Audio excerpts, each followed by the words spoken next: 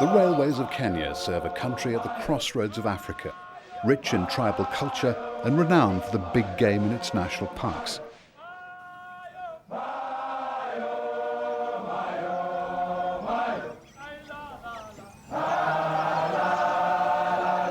Its temperate climate made it the first choice for generations of white settlers, making it Britain's premier colony during the heyday of the empire.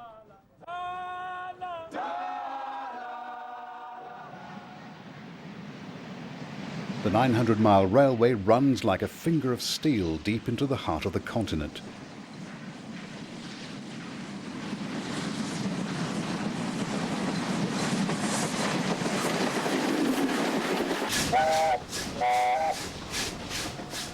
Built in difficult terrain and beset by practical problems, it's now passed into legend as the lunatic line and still captures the imagination of the present-day traveller.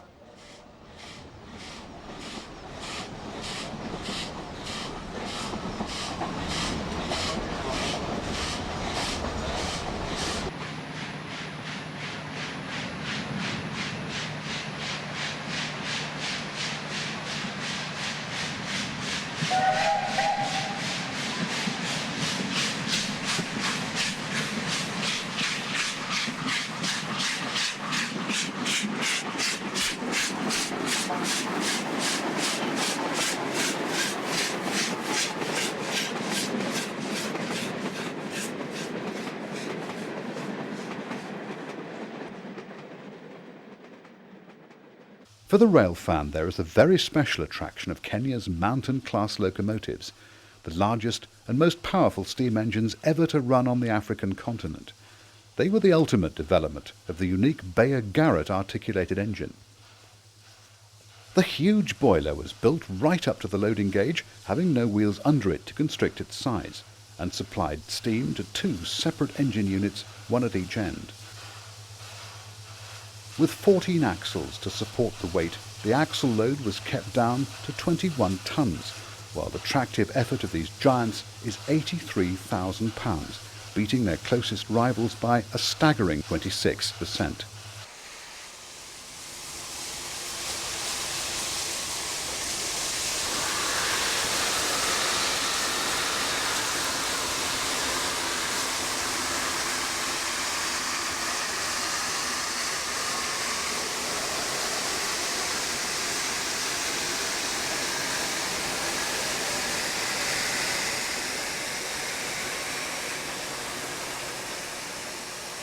The 34 members of the class were all named after mountains to symbolize their power, and when delivered in 1956, they enabled the railway for the first time in its history to clear the constant backlog of freight at the port of Mombasa.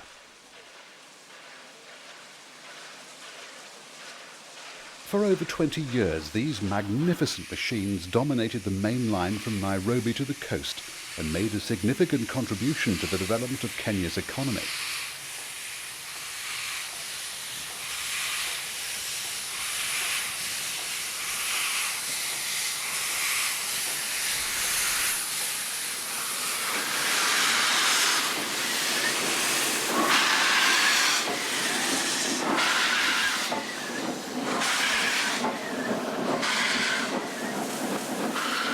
This footage was taken in 1973 and shows the heavy loads that were normally handled by the Garratts.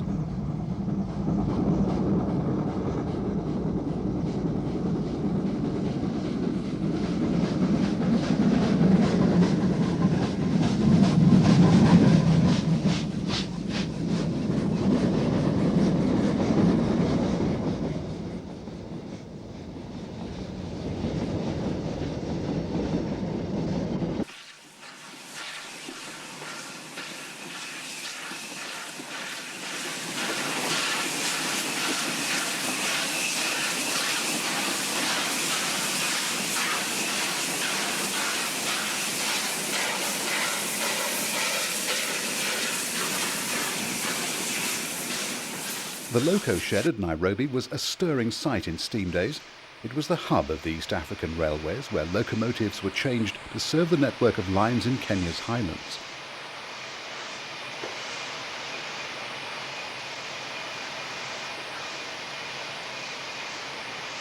The small engines here were used for local trains and shunting.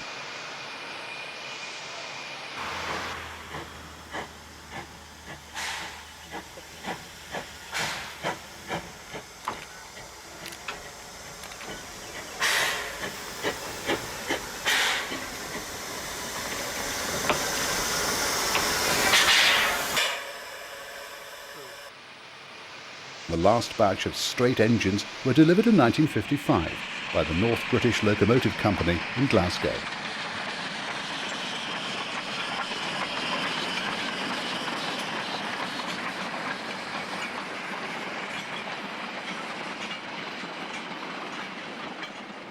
This meter gauge system not only serves Kenya, but also the lifeline for landlocked Uganda.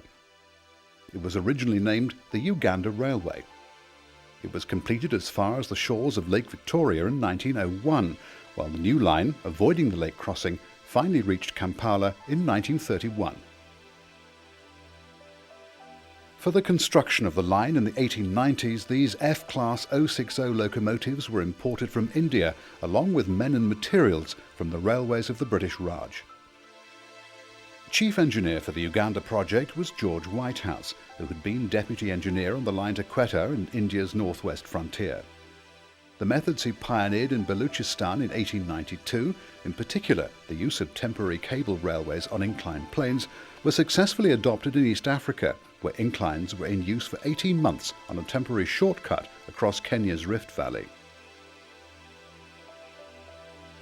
The funicular platforms carried meter gauge wagons and ran on India's 5'6" broad gauge for greater stability. The final route through the highlands featured steel trestle viaducts built by American engineers from 1901 onwards. They brought with them these sturdy mogul locomotives from the Baldwin Company in Philadelphia, which formed the main power in the highlands for 25 years. The first of the Garratt articulateds appeared in 1926. They were an immediate success, providing greater power with no increase in axle load. Improvements over the years took the design through several changes, leading to the king of them all, the 59 class Mountains. In the course of 30 years, a total of 152 Garratts were supplied to East Africa, a resounding tribute to the quality of the concept. After 22 years of retirement, 5918 Mount Gelai was taken out of the museum to be restored to working order for tourist service.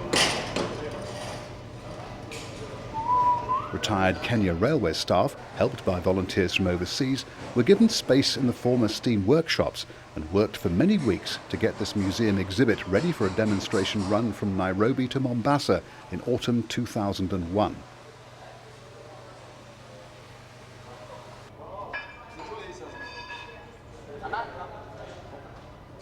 Unfortunately, by the time the loco was ready, the so-called short rains season had arrived, so it was a wet and cold November the 6th that finally greeted Mount Gelai's reappearance in Nairobi station.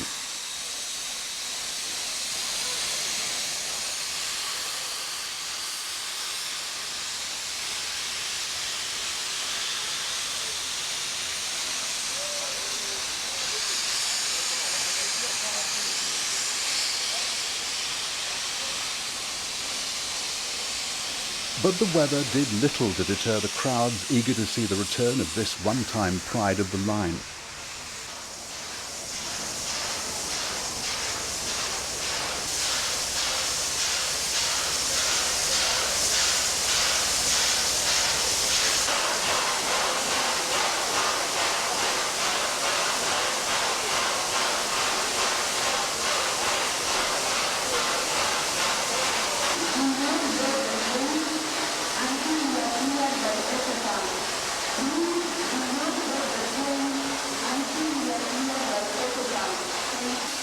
Kirpal Singh Sandhu, retired senior driver who had sole charge of the loco in the 1970s, was one of the guests on board.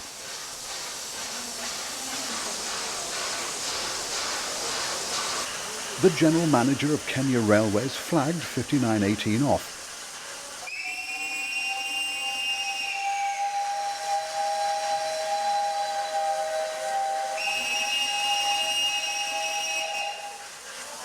first steam passenger train to Mombasa for 35 years crawled sedately out of the station.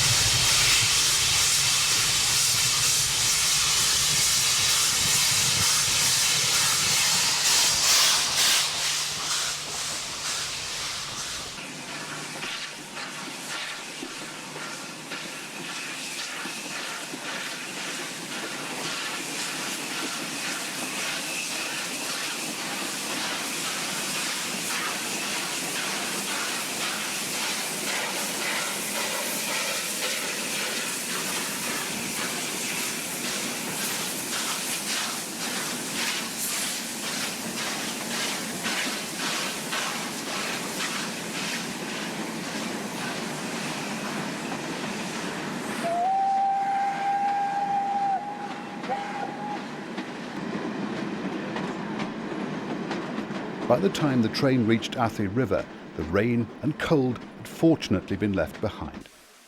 But it had been realised too late in Nairobi that the cold weather would make the oil fuel too sticky and viscous to fill up in the morning in time for the scheduled departure. In the old days, the fuel supply had been steam heated to make it flow more easily, so the train had left Nairobi with insufficient fuel on board. As a result, the engine was shut down at Athi River while the fuel delivery was organised. The next day, special guest Kirpal Singh treated us to a short version of his Beyer-Garratt driving course before steam was raised again. This is the locomotive I used to drive.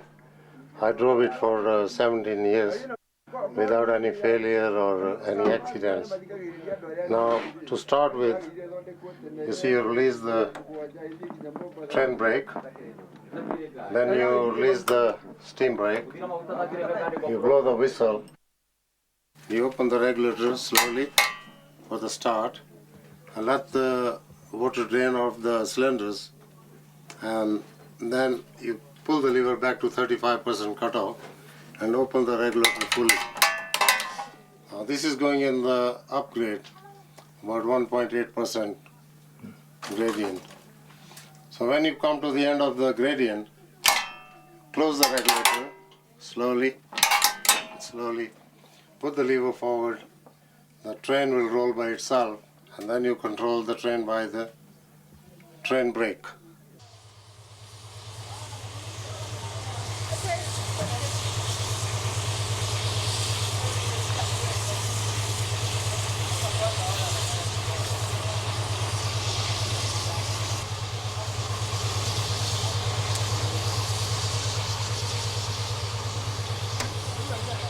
Kirpal then presided over operations while the loco was refuelled and locals gathered to see the maroon giant at rest. The need to conserve fuel and water led to a tacit agreement by all concerned that Kirpal should reassume control of the machine, of which he had been sole master right up until the day in 1980 when he drove it into the Nairobi Railway Museum.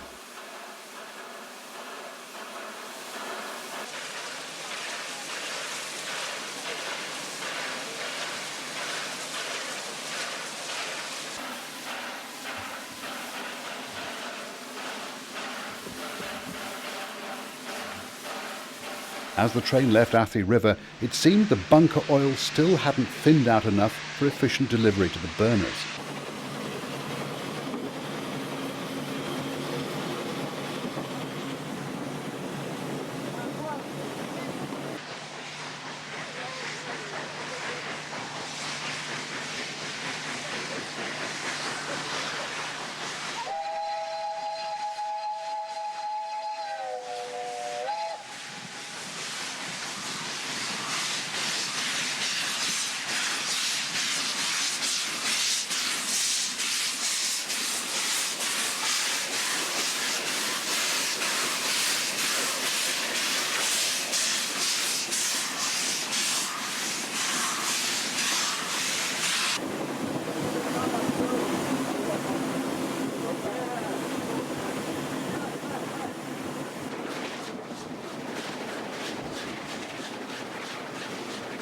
Climbing away from the Athi River Valley, the train soon entered the real African bush.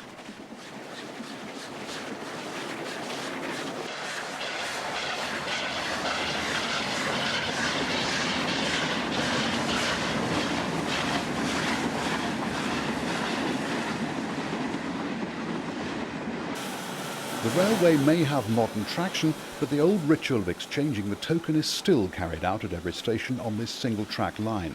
There's just one token for each section of track, and the driver must be in possession of it in order to proceed.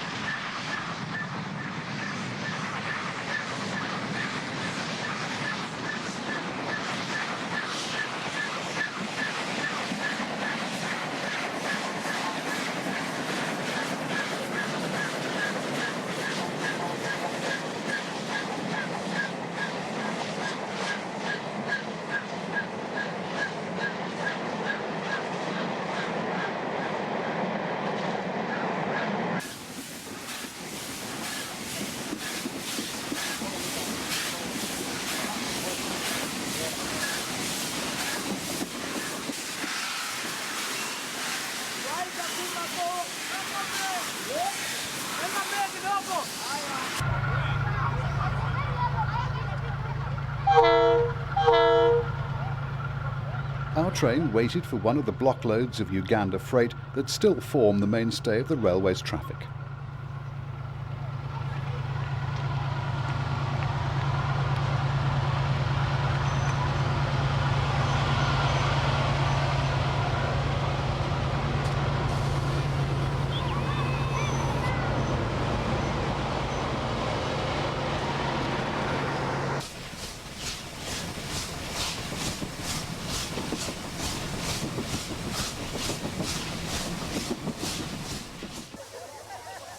At Konza, the locomotive was mobbed by waiting schoolchildren, eager to enjoy a break from the classroom.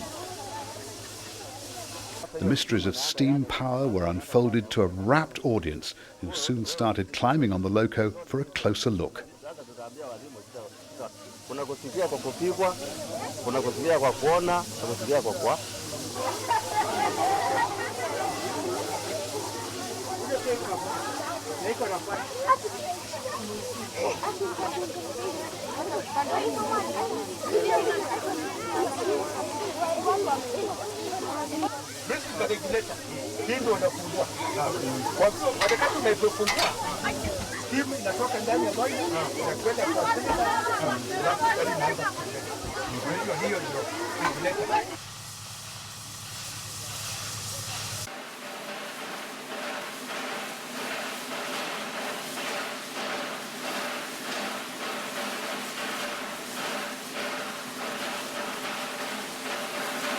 Mount Gelai was soon underway again.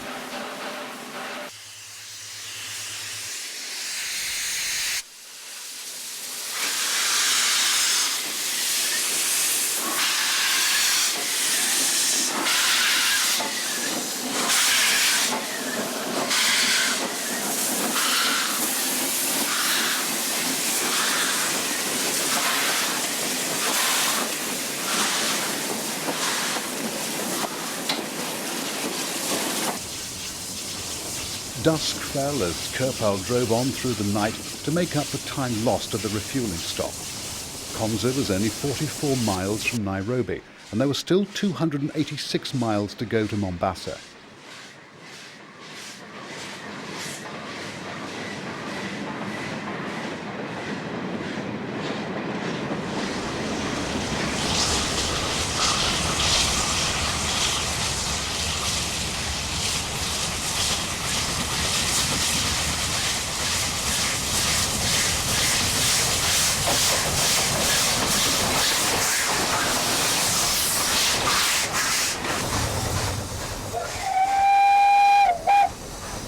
Driving through an overcast night with no moon or starlight and no visible indication of the route ahead, Kirpal drove with the total confidence of 20 years' experience of the road, remembering every last up and down grade of the track as though he had never left it.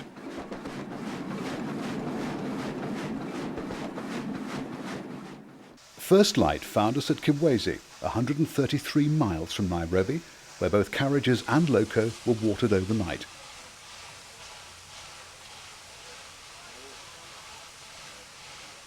The restaurant car was one of the last vehicles supplied to the Kenya Railways before independence. Now, nearly 50 years old, they've become classics in their own right.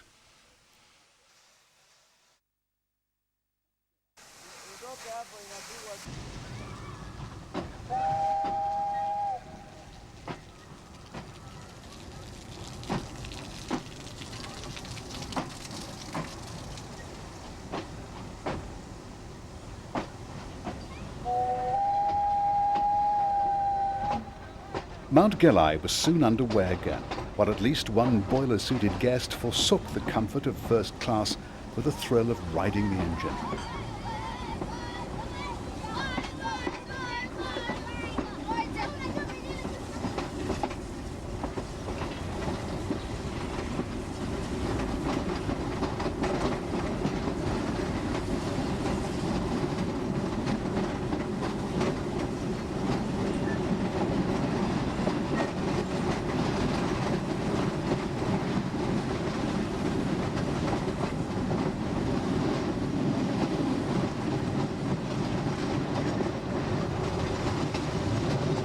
Kirpal took a break from driving after his nighttime stint, reflecting the traditional caboose system, whereby a relief driver took over.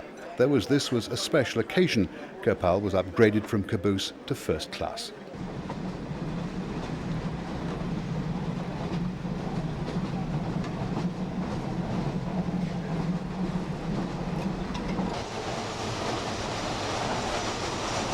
The locomotive really got into its stride as it steamed through the sisal plantations of the eastern province, whistling proudly to the astonished people.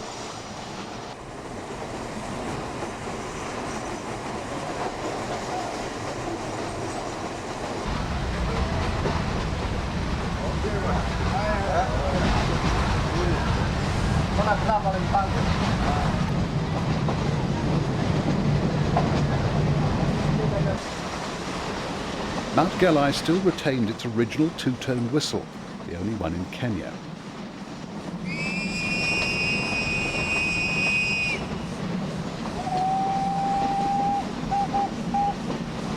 It had been specially installed by Kirpal, as he explained.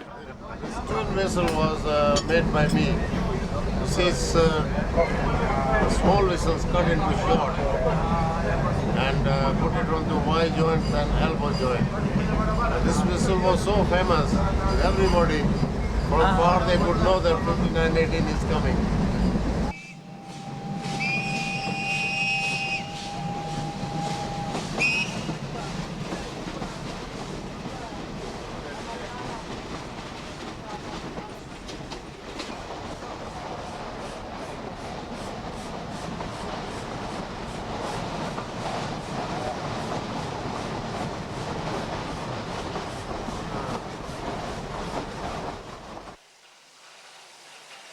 Our train waited at Matito Ande, one of the blockloads of freight from Uganda that still form the mainstay of the line's traffic.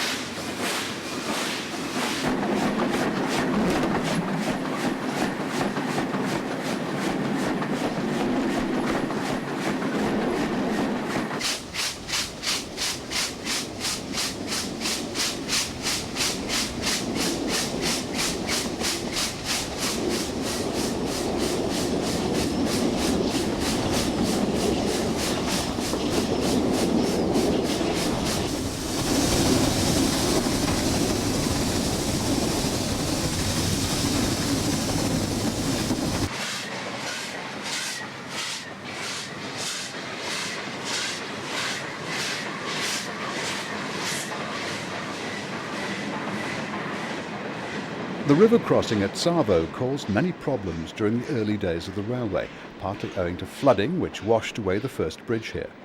A new one at a higher level is seen here being built in this 1899 view, which shows one of the early F-type engines imported from India. But the track-laying gangs working their way up the route faced far more serious problems than mere flooding when they pitched camp at Tsavo. The river here was the main watering spot for the wild animals of the area, especially a pair of man-eating lions who found the well-disciplined gangs easy prey. Despite elaborate precautions including slinging hammocks in the trees, the attrition rate amongst the coolies was horrendous, a total of 28 Indians and a regrettably unrecorded number of Africans being lost to the lions. Traps were set and the lions finally caught and displayed for the camera, the bigger of the two standing 4 feet tall and 9 feet long. But that wasn't the end of the problem. This carriage, preserved at Nairobi Railway Museum, had been stabled overnight at Kima in June 1900 when an Inspector Ryle was dragged from his bunk and killed by yet another man-eater. 100 years on, the lions have now retreated into the nearby Taita Hills, where apparently no longer interested in human prey, they respond with indifference to tourists visiting the game reserves. Provided they stay inside their vehicles, of course. Now free of the lion menace, Tsavo is just a humble way station where locomotives can water unmolested before setting off again for Mombasa.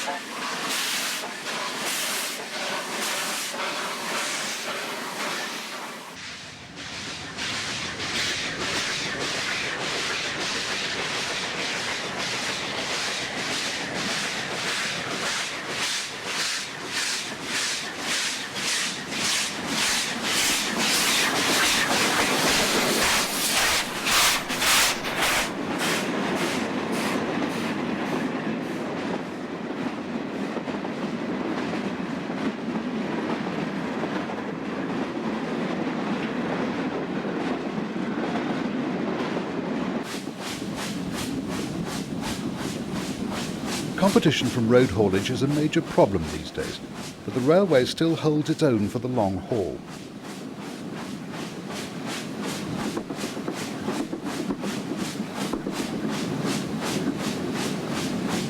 In the early years of the railway, marauding wildlife was not the only source of trouble.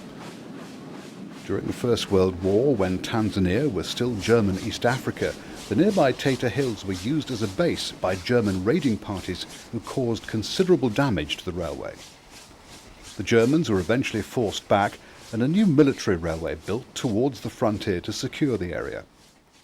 This line became part of the British East African Railways, forming an important link to Tanganyika. We went there in 1979, the final year of steam, and found the local train in the hands of number 6013, the last of the former governor-class Garratts, rather smaller than the big 59s. In the days of British East Africa, this locomotive had been named Sir Henry Belfield.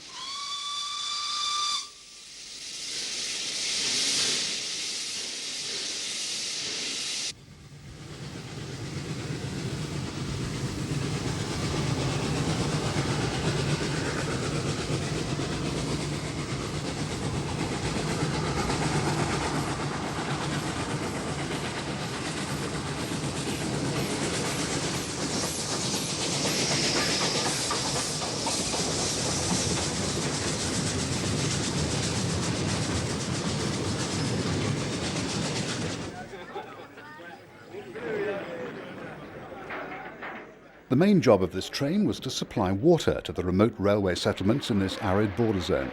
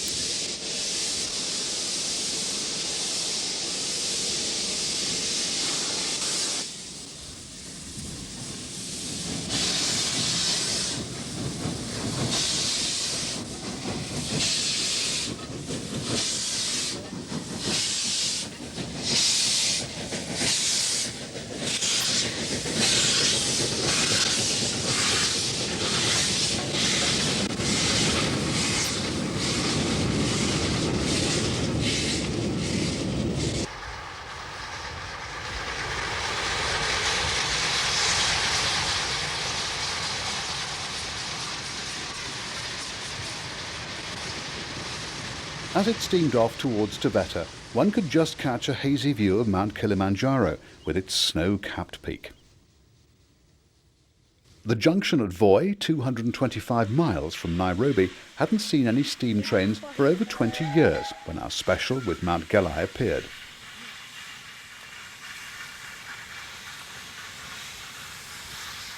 In steam days, the oil consumption of the big Garratts required a refueling stop at Voi to cover the remaining 100 miles to Mombasa. This huge oil tank still survives, but alas for 5918, it's empty nowadays.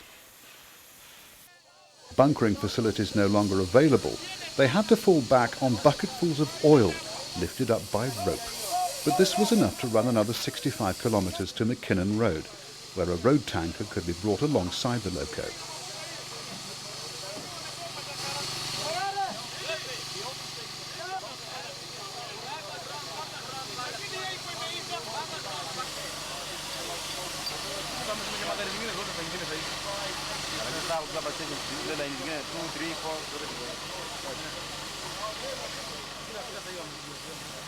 Finally underway again, 5918 headed off towards the coast.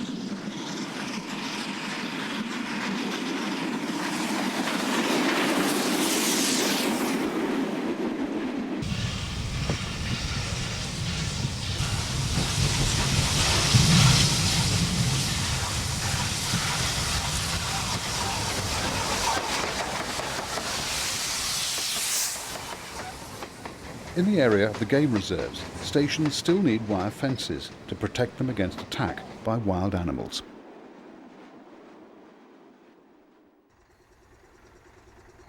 A well-known landmark by the track is the mosque at McKinnon Road, dedicated to an early railway worker who became a holy man.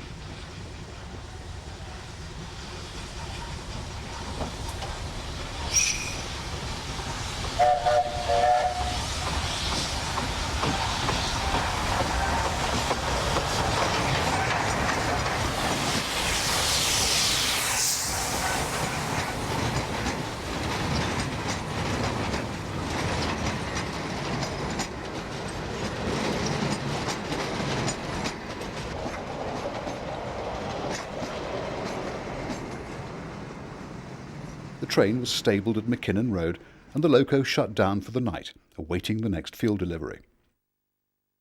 McKinnon Road was once the site of a large ammunition reserve set up by the British in the 1940s. It became redundant at the end of the Second World War.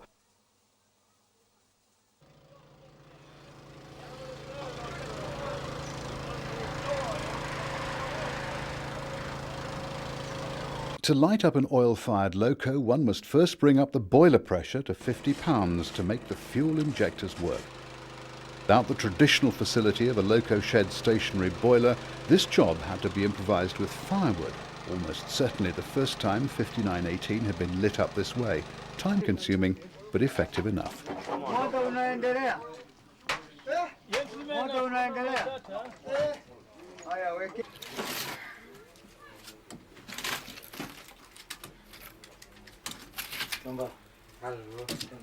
Just move. Lubricating a locomotive's motion is seldom done so lovingly as by 5918's devoted support team.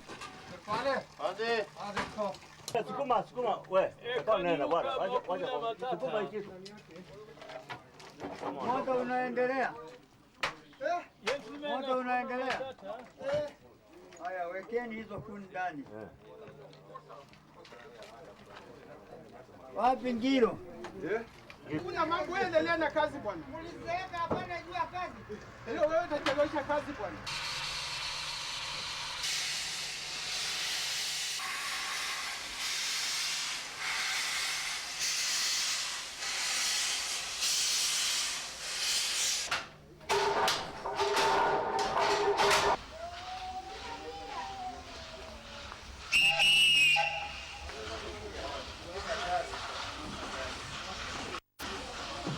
The train entered the station yard to await the right-of-way for the final 100 kilometres to Mombasa.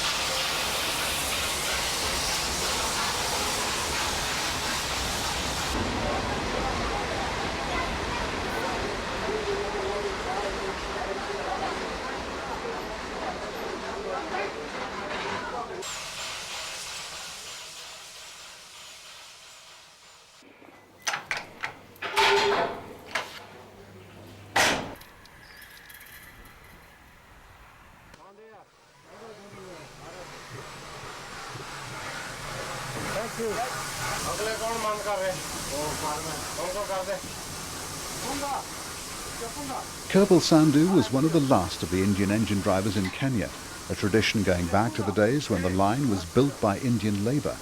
Many were offered jobs on the railway and stayed for 3 generations before Africanisation steadily reduced their numbers.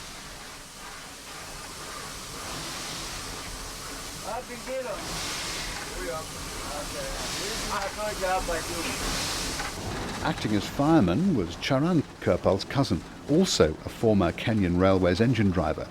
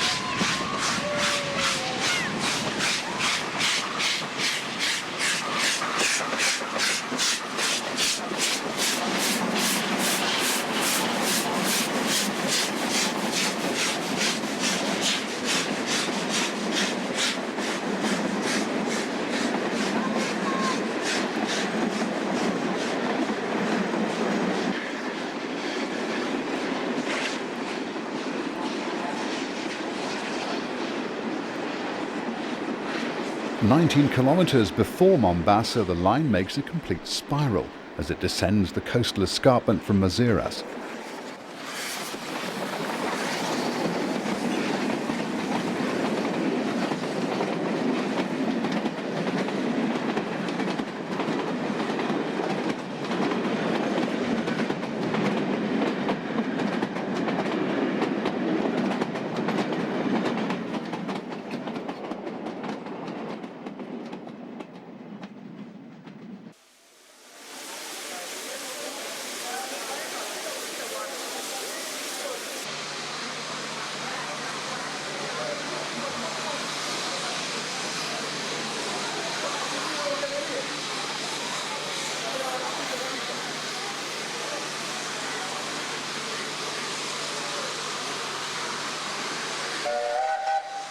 Finally arriving at Mombasa, 5918 was greeted by a small crowd.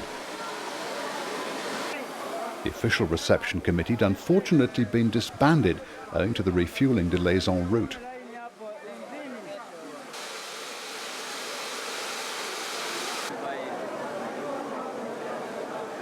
The support team of retired railwomen led by Joseph Kamau, one of the first African shedmasters in Nairobi, lined up proudly in the hope their services will be needed again.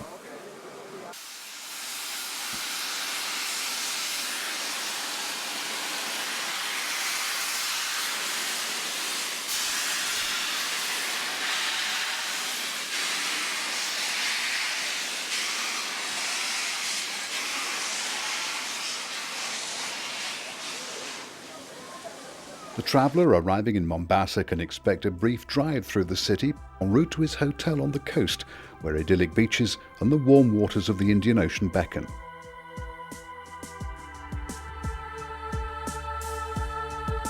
But for us, the comforts of Leopard Beach had to wait, as we had a very special prior invitation. Kirpal Sandhu's home in Mombasa is adorned with the usual memorabilia that might be expected of a retired railwayman. But he has something unique, a complete cab interior of a 59 class Garratt in his living room with all the original controls fitted to a full-size backplate. This replica of Mount Gelai in her heyday took him years to build out of scrap engine parts, and when finished his wife was worried the wall would collapse. But 16 years later this unique installation seems as sound as ever. When this locomotive became so popular in the world, so then they started to put the locomotive in the railway museum. Then I thought of the idea of putting this thing in my home. So I took the permission from chief mechanical engineer, bought everything in bits and pieces from the railways, and I put it in my living room. It took me about 2 years to do all this, to complete this thing, and I love the piece. I love it very much. I think it's unique in the world. Do you know anyone else who's done this? I don't think there is anybody else who got this thing in his living room. Now this one very useful thing, this is a firebox, and I decided to convert it into the railway pub and put all the booze inside, like whiskey, brandy, vodka, gins, and it makes look wonderful, beautiful.